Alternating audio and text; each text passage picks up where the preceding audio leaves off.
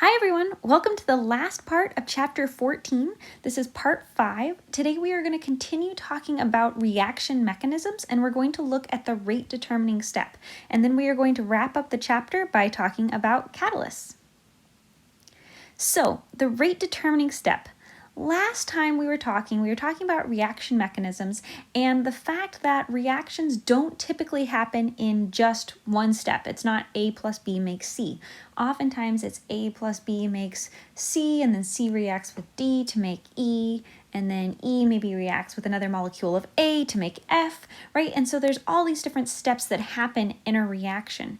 And so that is the mechanism. Okay, and so we looked at all the different mechanisms, steps last time, and we talked about how to write the rate law for these elementary reactions. Okay, but in most mechanisms, there's not, all of these steps aren't happening at the same speed. In most mechanisms, one step occurs much slower than the other steps. And this really slow step we call the rate determining step. You'll see it sometimes abbreviated as RDS. If you're given pictures of a bunch of graphs, or you're looking at a reaction mechanism that has a bunch of different kind of humps in it, the slowest step is always going to be the one that has the largest activation energy. And remember last time we were looking at activation energy and we talked about like if this was, a reaction, and this is our reactants, this is our products, and this is our activated complex, our activation energy is always the energy from the reactants up to the top of the activated complex, and that's the activation energy. Okay, so the largest activation energy would be, the largest amount here to go from the reactants up to the activated complex, and that will correspond with the slowest step of the reaction. Okay, so the rate law of the rate determining step determines the rate law for the overall reaction. So if you're being given a rate law for the overall reaction, that is the same as the rate law for the rate determining step, for the slow step. Okay, all of the fast steps, they won't, come into play in that rate law for the overall reaction, just the slow step. So the rate law for the slow step will be the same as the rate law for the overall reaction because that is the rate determining step.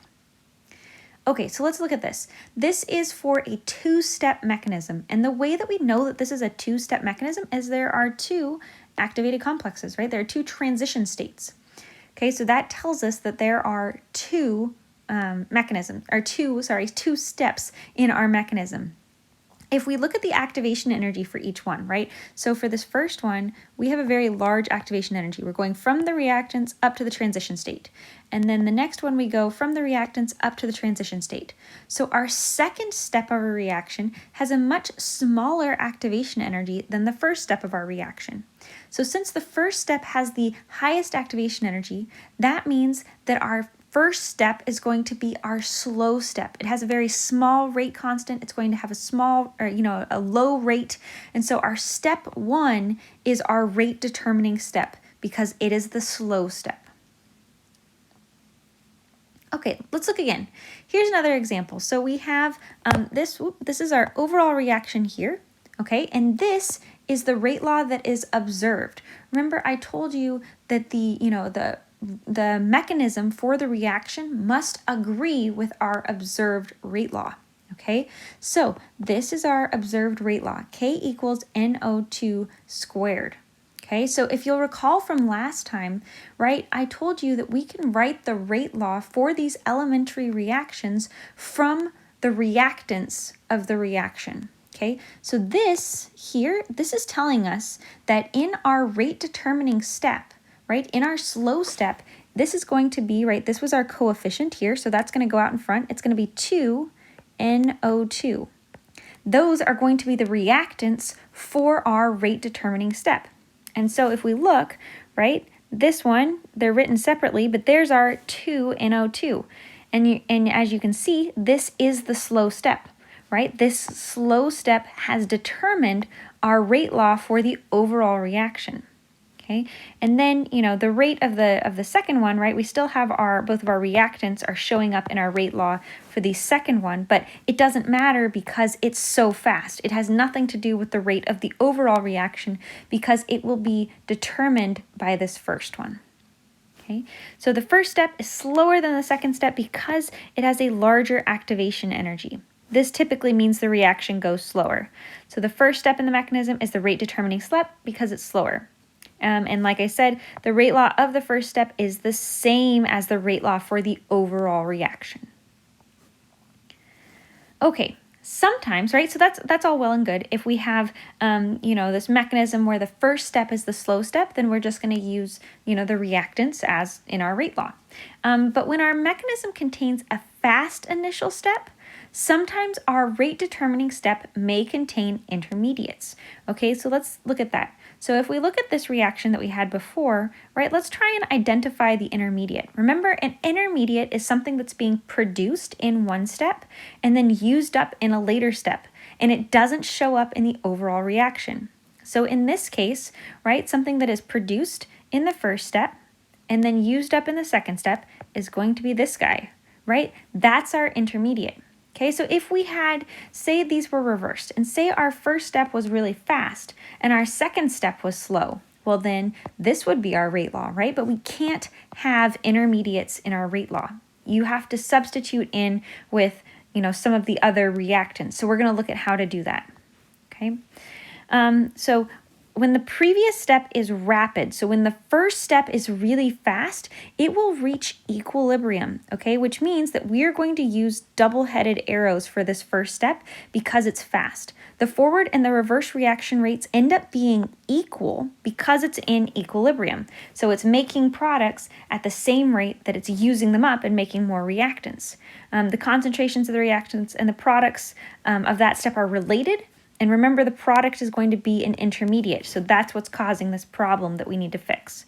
So we're going to substitute into the rate law of the rate determining step, and you can only use reactants. You can't use intermediates in your rate law. So you need to look at the overall reaction and make sure that you're only using stuff that shows up as a reactant. Okay, let's go ahead and look at an example. So this one is a three-step mechanism in which we have a fast step, a slow step, and then another fast step. Okay, so if you'll recall, the rate law is always going to be based on our slow step. So this would be the rate law for our overall reaction. But if you'll notice, that's not our observed rate law. And the reason is that our rate law for the second step has an intermediate in it, and we can't have intermediates in our rate law. So what we need to do is we're going to use our first step to substitute in for this dinitrogen dioxide so that we don't have an intermediate in our rate law. Okay, if we look at the fast step for a minute, you'll notice that this has a double-headed arrow. Okay, and the reason that it has a double-headed arrow is because this reaction is so fast that it's making products before they can get used up in that second reaction.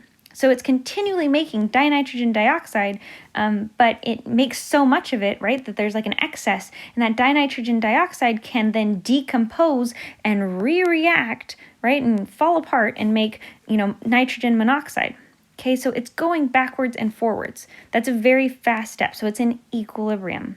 So we're going to use this first step in order to substitute into our rate law so that we can get the rate law for the overall reaction. Okay, so we haven't talked about equilibrium yet, but we will in the next chapter. Right now, what I want you to know about equilibrium is that the rate of the forward reaction is going to equal the rate of the reverse reaction.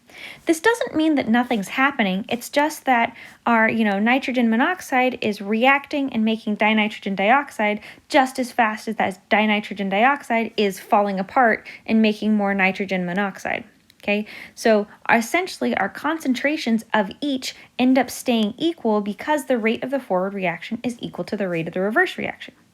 Well, if the rate of the forward is equal to the rate of the reverse, then we can write rate laws for both of these. Remember, we're always going to use our reactants to write the rate laws. So our reactants for the forward reaction are, nitrogen monoxide, and the 2 becomes our exponent. So it's K1NO squared. And that's going to be equal to K to the minus 1. So this K1 meant our rate law constant for the first step. This means our rate law constant for the reverse of the first step. Okay, and now we are including, right, if we're going this way now, then our dinitrogen dioxide is our reactant for the reverse step. Okay, so our rate of forward equals rate of the reverse. And then we need to rearrange to solve for the intermediate. So we'll divide both sides by k to the minus 1, and then we'll get this. Okay, so our concentration of dinitrogen dioxide is equal to K1 over K minus 1 times NO squared. Then we can go ahead and we can plug that into our rate law for our second step, right? Again, we need to figure out how to get rid of this because we can't have that for our overall reaction. So we'll substitute that in, and that's what's shown here. And then we can collect all of our K's together and get this H2NO squared. Okay, and so now in our rate law, right, we only have reactants, right? If we look at our overall reaction, now those reactants match. We no longer have any intermediates in our rate law. Okay, if you'll notice here, this K, right, we don't have this K2, K1 over K minus 1 because when we calculate all of this together, that will equal that K. All right, so K is for the overall reaction. K with all of the subscripts is for all of the individual steps. All right, let's get a little practice. Let's try and identify the rate determining step. So here's a reaction, and this is the experimental rate law. So we did a reaction, and this is the rate law that we came up with. Now we have two different steps in this reaction, and I want to know which one is the rate determining step. Okay, remember, the rate law for the overall reaction is always going to match the slow step. Okay, so if we look at this, we need to find a step that has nitrogen monoxide, 2 nitrogen monoxide plus hydrogen. Okay, well that's this one. Okay, so that means that our first one is the rate determining step. So that means that this guy is slow and then this one is fast. If it was the other way around, if our answer was the second one, right, we would have had a rate law that had an intermediate in it, and then we would have needed to substitute in to get our overall rate law. But we didn't, which is awesome. Okay, let's go on and talk about catalysts. This is our last topic for chapter 14. Catalysts are substances that affect the rate of a reaction without being consumed. Okay, so they are something that we can, toss into our reaction to make it go faster, but we're not going to use it up. It may get used along the way, but it will be regenerated at the end. So you will start and end the reaction with the same amount of your catalyst. It just kind of helps out along the way. The catalysts work by providing an alternate mechanism for the reaction that has a lower activation energy. So the reaction doesn't happen in the same way. It happens totally different with a lower activation energy. Like I said, it's going to be consumed in an early mechanism step and then it's regenerated in a later step. So you're going to start and end the reaction with the same amount of your catalyst. So here's an example. If we have O3 plus O to give us 2 oxygen gas, that is a very slow reaction. Ozone reacts with oxygen very, very slowly. But if we toss some chlorine in it, right, our chlorine will react with our ozone to produce O2 and this guy, and then that will react with the oxygen to produce O2 and regenerate our chlorine. So as you can see, we started with our chlorine and we are ending with our chlorine. Okay, that's how we know it's a catalyst, is it's because it's going to show up in the reactants for the first step and in the products for the last step. Okay. So this would be a reaction in which we used a catalyst. So this is our reaction we were just talking about. So the blue one is the normal reaction, right? And it's going to have a very large activation energy. Okay, so because remember, activation energy, we need to go from the reactants up to the top. So very large activation energy. If we use a catalyst, now this catalyst made it into a two-step mechanism, right? Because we have 2 different humps, but each one of those has a very small activation energy. So therefore, our catalyzed reaction is going to happen faster because it has a lower activation energy, and so we can, go on our merry way. So we have 2 types of catalysts we can use. We can use heterogeneous catalysts or we can use homogeneous catalysts.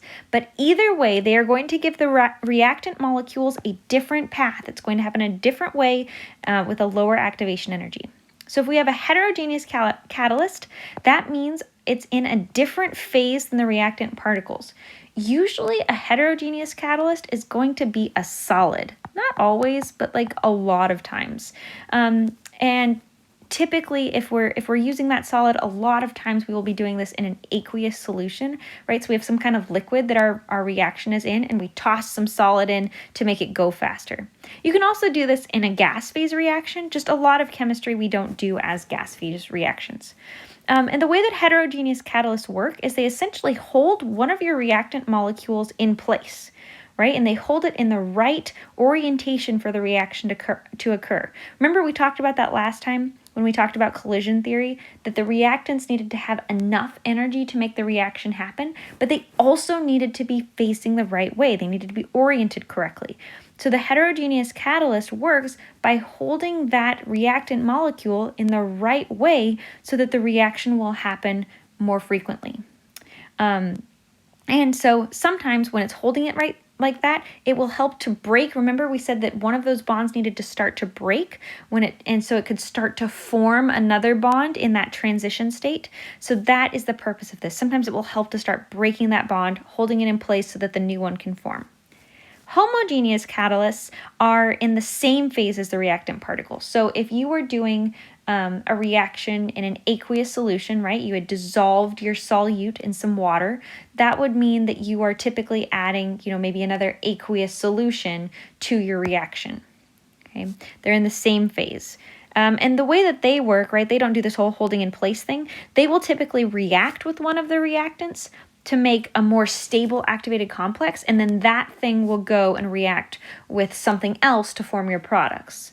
Okay, so this is more adding kind of steps to your mechanism. That's more like the example we just looked at, whereas heterogeneous catalysts hold them in place. Okay, so here it is in picture form, right? A homogeneous catalyst will be in the same phase as the reactants. So this is all a gas, right? And so they are the same phase. A heterogeneous catalyst, like I said, is typically a solid, and in this is a gas phase reaction. So we have our gas molecules all flying around, and our catalyst is a solid, so it's a different phase. So here are the steps of heterogeneous catalysis. Okay, there are 4 steps. The first one is adsorption and activation of the reactants. Okay, and so you did read that right. It is adsorption, not absorption with a B, right? Those are different. Adsorption means that it is kind of absorbing, but it's only on the surface. Okay, adsorbed is like absorption, but it just happens right on the surface, whereas absorption, you can think of like a sponge absorbing water, right? That, the water gets into all of the pores of the sponge. It doesn't just like sit on the outside. So our first step would be to adsorb our reactants onto our surface. So we have carbon monoxide and nitrogen monoxide, and they are being adsorbed onto this platinum metal.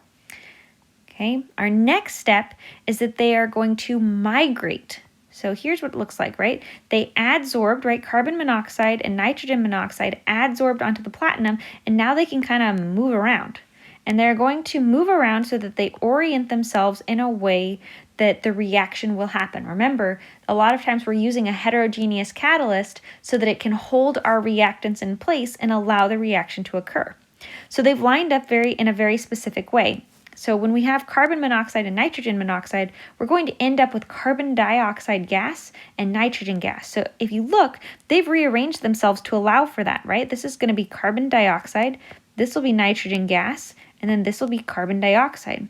So by orienting themselves this way, they've set themselves up so that they can allow this reaction to occur. They can allow this bond to start to form, and this bond to break, and this bond to start to form, and this bond to break, and this bond to start to form, right? Because they're being held in that proper orientation, right, this helps the reaction go faster and with a lower activation energy. All right, our third step is to actually do the reaction. Right? The reaction forms. So we broke the bonds that needed to break, we formed the bonds that needed to form, and we are good to go. And then the last step is our escape, right? The reactants, or now they're products, the products will leave. This is called desorption. So we have adsorption and then desorption. Okay, and so we have desorption of the products where they have finished the reaction and then they will leave the platinum surface. Here's another example. same kind of thing, right? So in our first step, we are going to have ethene and we are reacting hydrogen, and they are going to adsorb onto the surface. Okay, and so once they adsorb, you can see our hydrogens broke apart, and now they are moving around, right? They are diffusing. And once they're done diffusing, they can react. So if you look, so ethene looks like this. Okay, and so what's happening here, this hydrogenation means that we are adding more hydrogens to our ethene so that we can make ethane.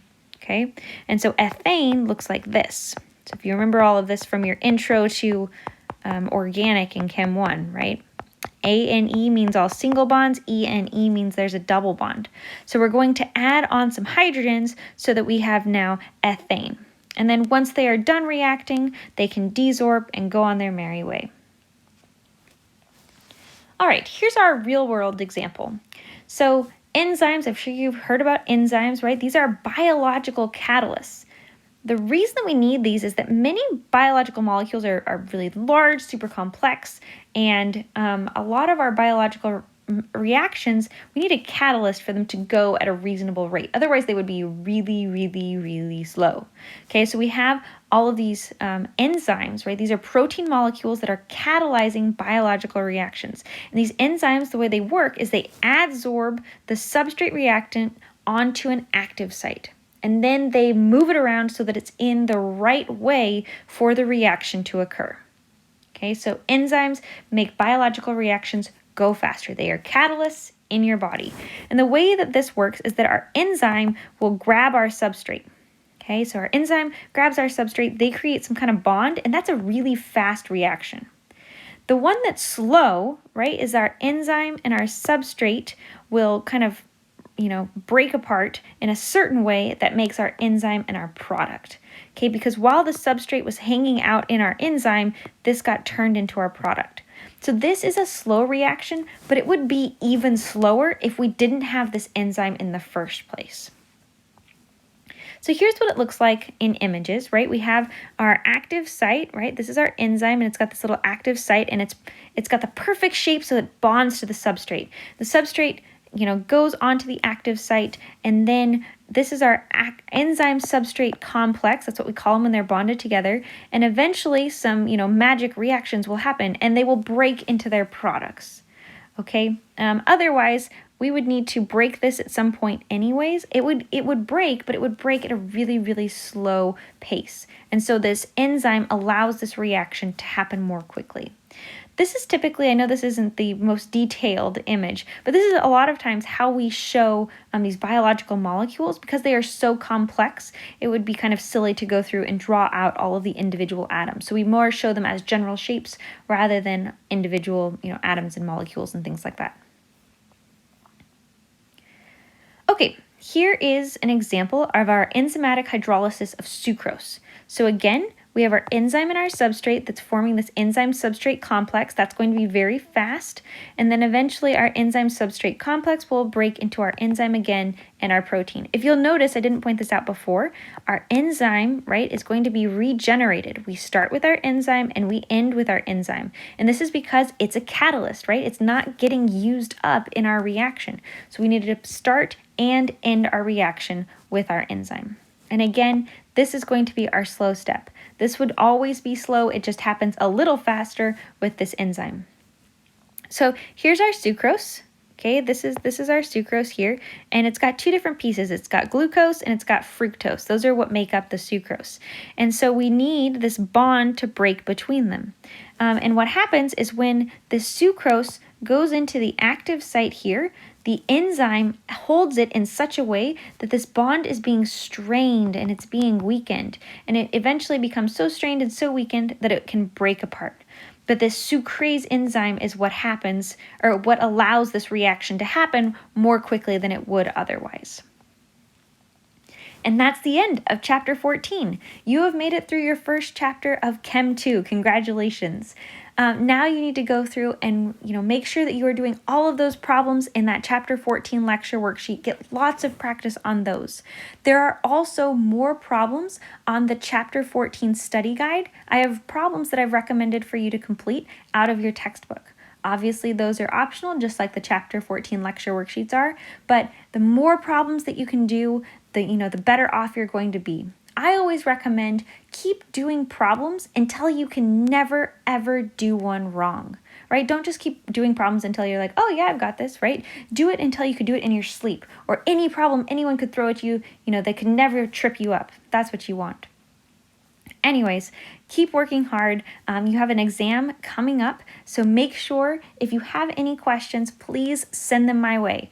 You can message me on Remind, you can send me an email, you can post on discussion boards, attend the office hours, but get the help if you need it. Otherwise, I will see you all next time when we start our chapter on equilibrium.